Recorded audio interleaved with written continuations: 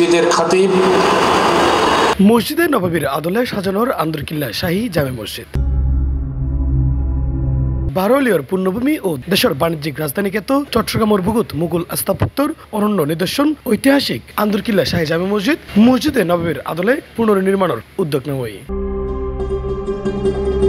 প্রায় 400 কোটি টাকা ব্যয়ে এই বিশাল কর্মযজ্ঞর ভিত্তিপ্রস্তর স্থাপন করে বাংলাদেশ সরকারের ধর্ম বিষয়ক মন্ত্রণালয়ের উপদেষ্টা অধ্যাপক ডক্টর আফম খালেদ হোসেন।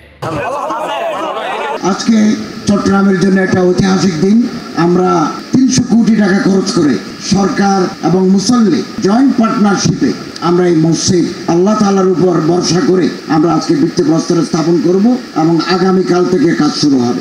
এবং এই মসজিদের জন্য আমার মন্ত্রণালয়ে 10 কোটি টাকা আমরা রেখেছি। এই 10 কোটি টাকা আমরা হস্তান্তর করব। ওইটাকে বেস করে 300 কোটি টাকা জোগাড় করা। আমাদের পাশে যদি কমিশনার সাহেব আছেন, মালিক সাহেব আছেন, ডিজি মহোদয়, আমাদের আওলাদ রসুল আছেন, আমাদের চট্টগ্রামের নগর পিতা শাহাদত সাহেব আছেন, কাসেম খান সাহেব আছেন, আরো ওলামায়ে আপনারা আছেন, আমাদের টাকার অভাব হবে না। আন্দরকিল্লা শাহী জামে মসজিদকে একটা আইকনিক মসজিদ হিসাবে পরিণত করতে ইনশাআল্লাহ আমাদের বেশি কষ্ট করতে হবে না। আর আমাদের যে সমস্ত মানুষরা মক্কা মদিনা বিদেশে আছেন তারাও মুখিয়ে আছেন তারা সাহায্য করার জন্য। এবং আমার পক্ষ থেকে, আমার মন্ত্রণালয়ের পক্ষ থেকে যা যা করা দরকার এই মসজিদের জন্য আমি করে যাব ইনশাআল্লাহ।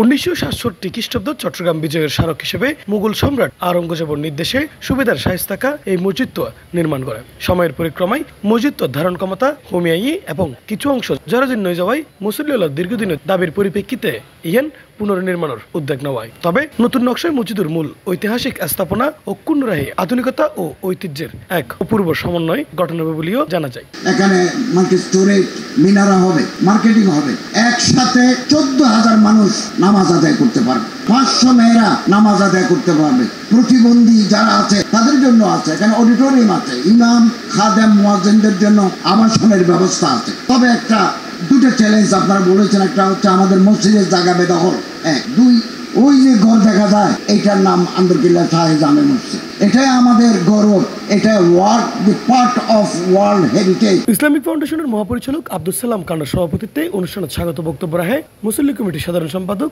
ও সাবেক এমপি শাহজাহান চৌধুরী। বিশেষ অতিথি হিসেবে বক্তব্য রাখে চট্টগ্রাম সিটি কর্পোরেশনের মেয়র ডাক্তার শাহাদাত হোসেন, চট্টগ্রামের অতিরিক্ত বিভাগীয় কমিশনার নুরুল্লাহ নুরি, আন্দরকিল্লা শাহী জামে মসজিদের খতিব আল্লামা হুসাইন তাহের জাবেরি আল মাদানী, দৈনিক আজাদের সম্পাদক এম এম মালিক, মসজিদ মুসল্লি কমিটির সভাপতি আলহাজ সালাউদ্দিন কাশেম। আর উক্ত ভিত্তিপ্রস্তর অনুষ্ঠানত সঞ্চালনা করে অ্যাডভোকেট জিয়া হাবিব আহসান। আমাদের চট্টগ্রামে ইনফ্যাক্ট আজকে সালাউদ্দিন কাশেম সাহেব বলেছেন বিভিন্ন জায়গায় টাকা ওঠানোর জন্য। আমি মনে করি চট্টগ্রামে যেসব ব্যবসায়ীরা আছে 300-400 কোটি টাকা দেওয়া আমাদের জন্য কোনো কিছু নয়। আমি মালিক সাহেবকে বলছি, চট্টগ্রামে ক্যান্সার হসপিটাল ছিল না, প্রায় 150-200 কোটি টাকা দিয়ে আমাদের চট্টগ্রাম শিশু হসপিটাল যদি একটা ক্যান্সার হসপিটাল করা যায়, তাহলে এই দৃষ্টিনন্দন মসজিদ 300-400 কোটি টাকার জন্য বিদেশের কারো কাছে হাত পাততে ইনশাল্লাহ আমাদের হবে না।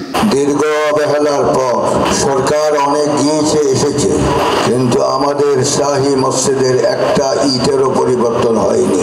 আজ আল্লাহ পাক সুযোগ দিয়েছেন আমাদের ধর্ম উপদেষ্টার মাধ্যমে এবং আমাদের সভাপতি সাহেবের, আমাদের ডিজি সাহেবের মাধ্যমে যে আজ উদ্যোগ নেওয়া হয়েছে মসজিদকে পুনর্গঠন করার জন্য। বাইতুল মুকাররম বাইতুল্লাহর আকারে সেখানে গঠিত হয়েছে, আন্দরকিল্লা শাহী মসজিদ গঠিত হবে মসজিদে নববীর আদলে।